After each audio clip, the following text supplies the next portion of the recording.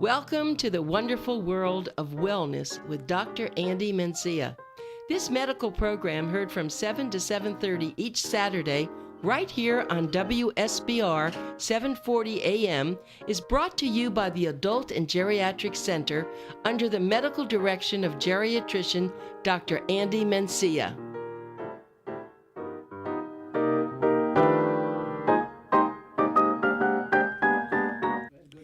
Anita. Good morning.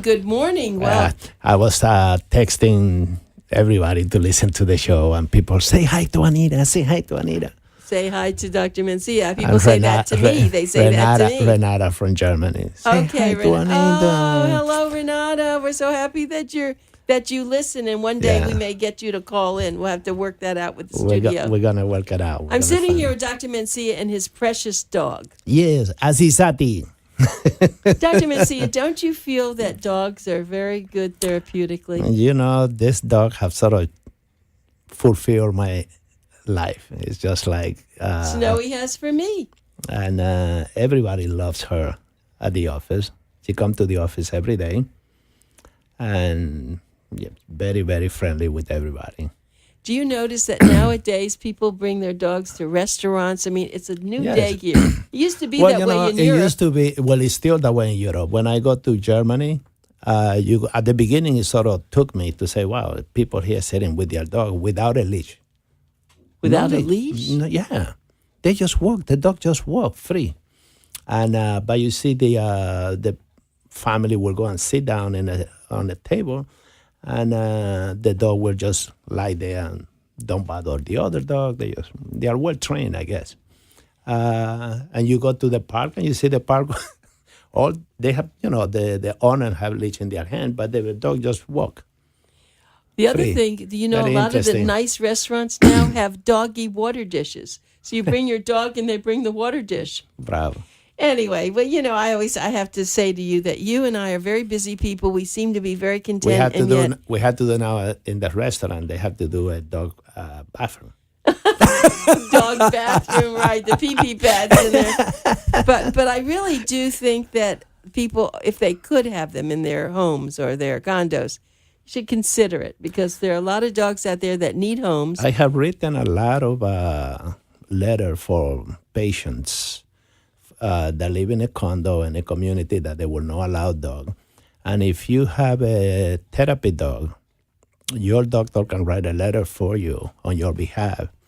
And the board of admission or director can accept the dog then. They have to make some exception to those people.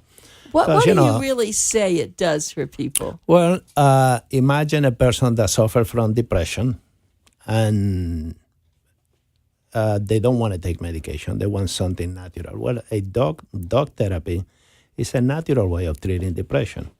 The person has now a reason to live having a dog. Someone to take care of. Somebody, I have Azizati now, and I get up in the morning, I do my exercises, but I have to take care of her too. And then she's already so well trained, she waits to get to the office, and then she has her breakfast at the office with me. Very interesting. Yeah, it is, especially. And you've had dogs. You've always had a lot of dogs. I grew up with dogs. In Hawaii, we grew up with dogs, and now she's licking the microphone. She wants to talk. Because she hears Daddy. She wants to talk. She says there must be something interesting there. She goes like she thinks a lot of people. Right, she thinks I see there's a lot of people on that side. But don't bark. Yeah, don't bark. That's right. They're not going to get you to bark. Well, one topic that I know that you really are very anxious about to talk about. March is colorectal cancer month. And, when I started my practice in Florida, it's going to be over 17 years ago. Oh, no. 17, yeah. Well, my oldest daughter. 17 years ago. Yeah, she was a month old when I moved here, so she's 17 now. A long time. Yeah, so when I started my practice, I used to do fleximoidoscopy. What is it called? Fleximoidoscopy, like when you get a colonoscopy. Oh, yeah. A colonoscopy is 60 centimeters, so we look at the entire colon with a colonoscopy. A fleximoidoscopy can be about 30 to 40 centimeter long. And you look at the distal part of the colon, the part that is closer to the rectum. And the reason we used to do a lot of fleximoidoscopy, and they still do it in other countries, is because most of the cancer will be at the reach of the fleximoidoscope. You don't really have to go all the way across, although it is good to go and look at the entire colon so you don't miss anything. Okay, so we don't do fleximoidoscopy that much. But when I started my practice, I used to do it, and I tell you a funny story. When I went to one of the hospitals to get my credential, okay, see. Okay, baby. She wants when to I went down. to get my credentials, one of the hospitals say, "Oh, yeah, we give you privileges to do your fleximoidoscopy." Well, other hospital, the entire board will pull me back in and say, "You want to do fleximoidoscopy?" And I noticed the resistance in some hospital because it's a primary care doctor, only the GI doctor to do that. And I thought it was a great thing because the more screening that you do, the better for the specialist to make sure that we detect. But then you get into the politics, so But it's interesting because most people recognize the gastroenterologist as the person that can do colonoscopy, but in reality, the colorectal surgeon can also do colonoscopy, full colonoscopy, just like a GI, and they can remove polyps and do everything like a GI doctor. So what actually is the difference in both of them? There's nothing. The thing is to go and take a look and to make sure that your technique is good. The main difference, I would say, is in defense of the gastroenterologist, is that they do a lot more than the GI. And I used to tell my patient, GI, they do a lot more than I do fleximoidoscopy. But I love to do it. I was going to be a gastroenterologist in training. Were you really? Yes, but that's very interesting to you? Well, anything that have to deal with using your hand and surgery, I got accepted to become a neurosurgeon, but then GI became part, so I said, let me look at GI, and then I got accepted into geriatrics, and I say, for my grandfather's sake, I have to become a geriatrician. And I gave everything up, and I said, no, I'm going to be a geriatrician. And we're thankful for that. Oh, we're thankful. As a matter of fact, I don't want to get off the gastroenterologist and all, but I do on one hand. Just recently, I have had friends who are suffering with, and this is suffering, with their family member. They're older adults, Dr. Mencia. They don't know what to do. They try, they love them, they get help in the house, and they are really struggling to be knowledgeable about what their family member needs. They fly in from New York, they fly in from California, they spend the week here, and then they leave. Right. And I think it's almost a catastrophe that's happening in many of our homes all over the country. It is. And, imagine a person, and you can be educated, you can be a lawyer, you can be an engineer, architect, what have you, but you are trying to take care of a person at home, but you are not a doctor. And no matter how hard you try to take care of your loved one, you cannot become a doctor. So it is best to look for knowledgeable people that have a heart, that have compassion, and that can help you through the process, especially if you live out of town. You get so many patients that are at home. Just the fact of being bedridden, for example, just to give you an example, you might have never suffered from constipation. But if you are bedridden, it only takes about 3 days for the gut to slow down, and you can start suffering from constipation. Now, if you go on the internet, of course, you're going to find all kind of over-the-counter product for constipation. There's a lot of stuff over the counter. But there are also, let's talk about them first. one of the things of most over-the-counter medication that we have for constipation, the way they work is, imagine if you never eat spicy food and you have a hemorrhoid, and now you eat very spicy, high quantity of food, how that hemorrhoid is going to feel. It's going to flare up, it's going to act up, and you're going to feel a lot of discomfort. If you take one of the over-the-counter medication, they are like spicy food. They are what we call irritant. They irritate the gut. And when you irritate the gut, you increase the movement, which is what we call peristalsis. So you increase gut movement, and that will help you go to the bathroom, will help you with the constipation.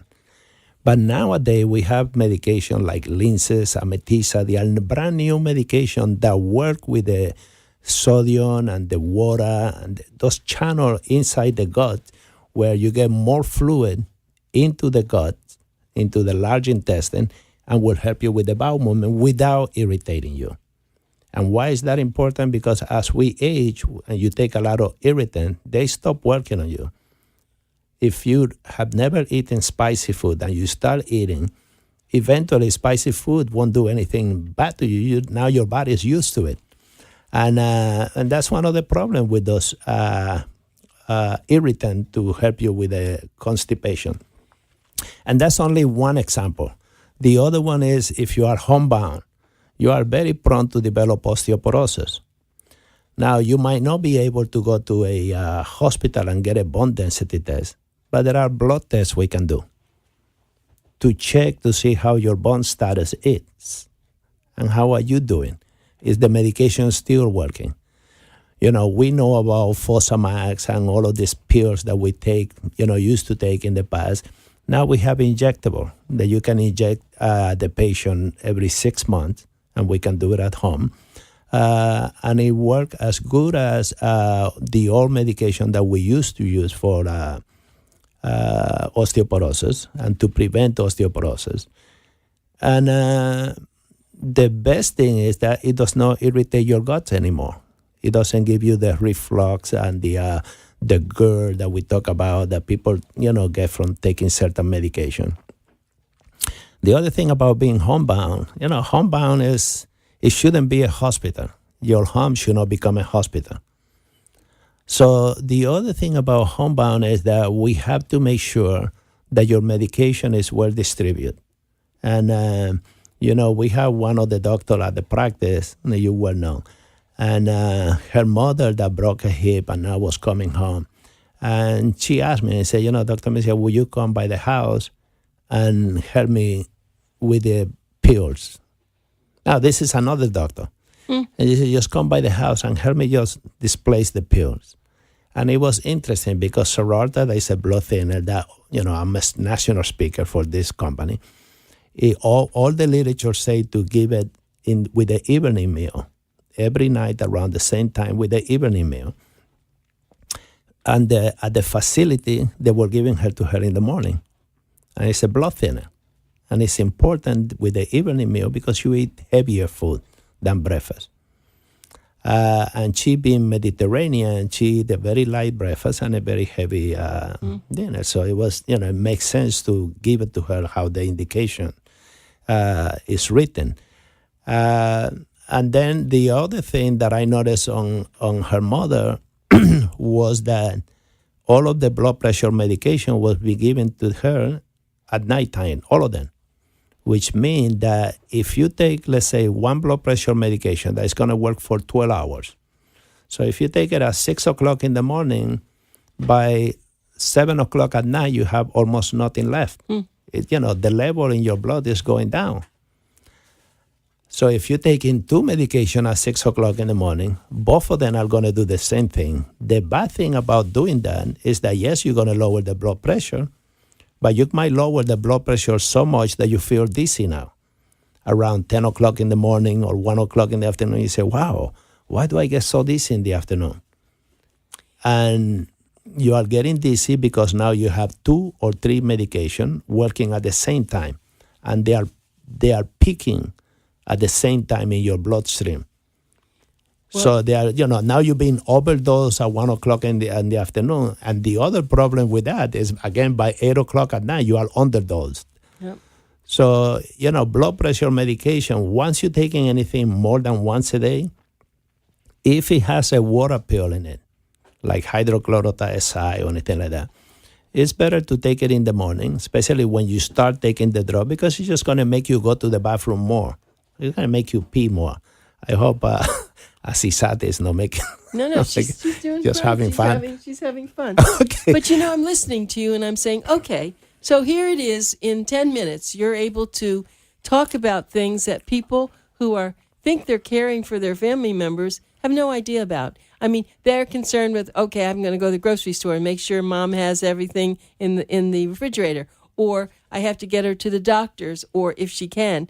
But this is a very, very big problem everywhere. Well, let's go to the grocery store.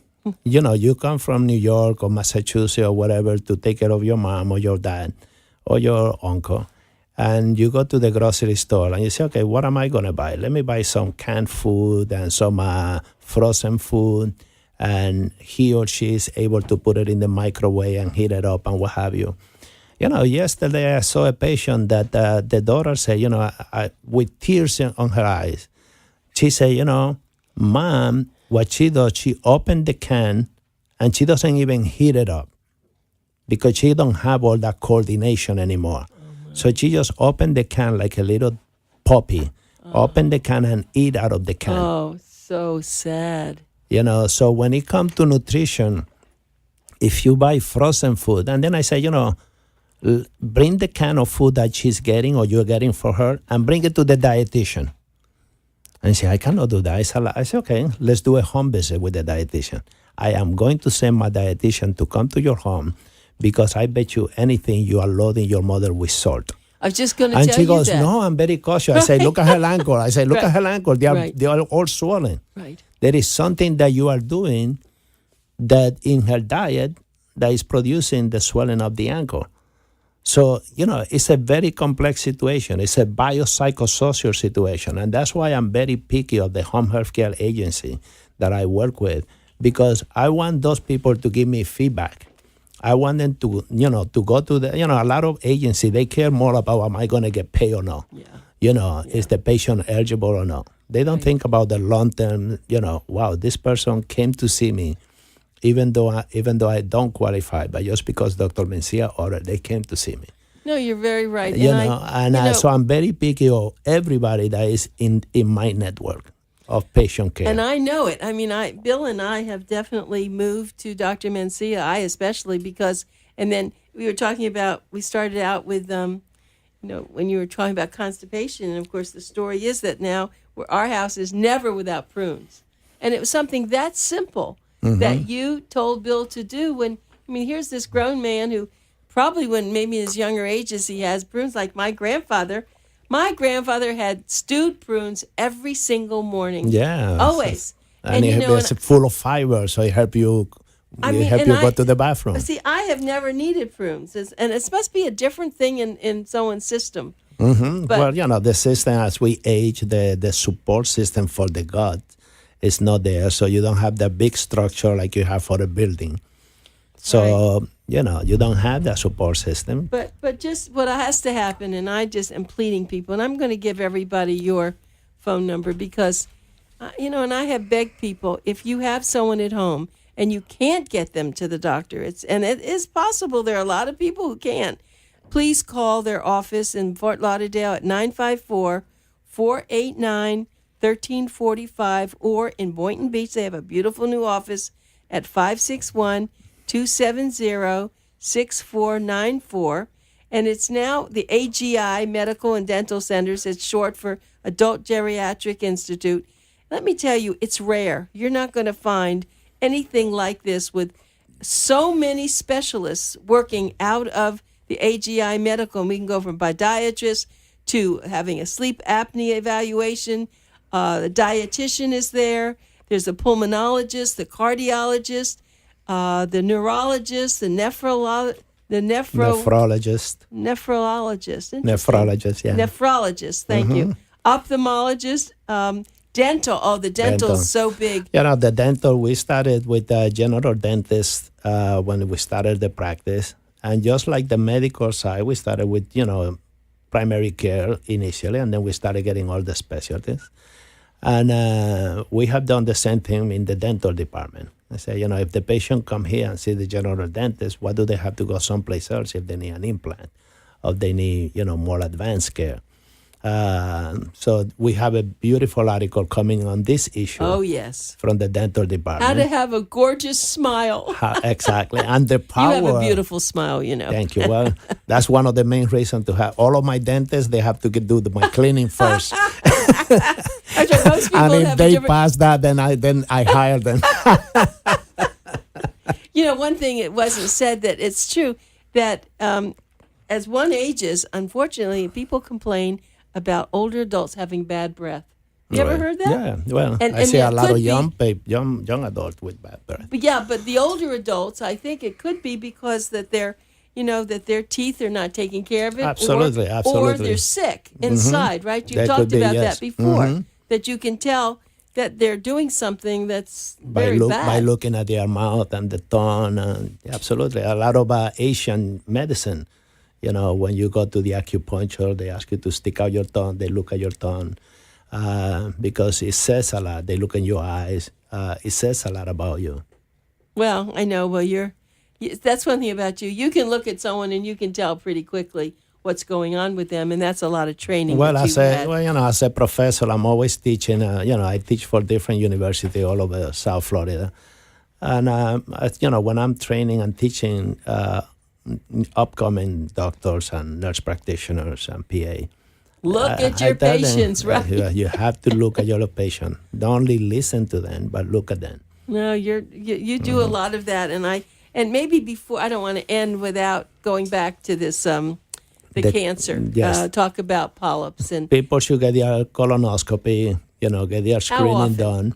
Well, it used to be every 5 years. The American Association of Gastroenterologists have increased it now to 10 years. If your gastroenterologist do the colonoscopy and you are completely clean and your family history is completely negative, they might put you up on a 10-year program instead of a 5-year program.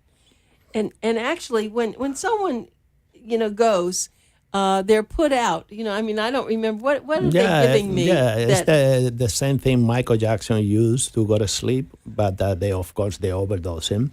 But it's a twilight anesthesia. So you basically just go to sleep and you get your colonoscopy. It's completely painless. And usually we recommend people over the age of 50 to start getting their colonoscopy, but there's an exception. And the exception is you have to look at your family history. If you have had a family member, a first-generation family member that have colon cancer, let's say at the age of 40, then in your early 30s, you should start getting your colonoscopy. So let's say if my father at 40 had colon cancer, when I become 32, I will get my colonoscopy. I'm still too young, so I'm... that's true. You're too young to do this. But so let's say for a person like that, at age 32, 33, they have to start getting their colonoscopy. We say about 7 years or so. And the insurance will pay for a young person to get the colonoscopy if the family history is documented.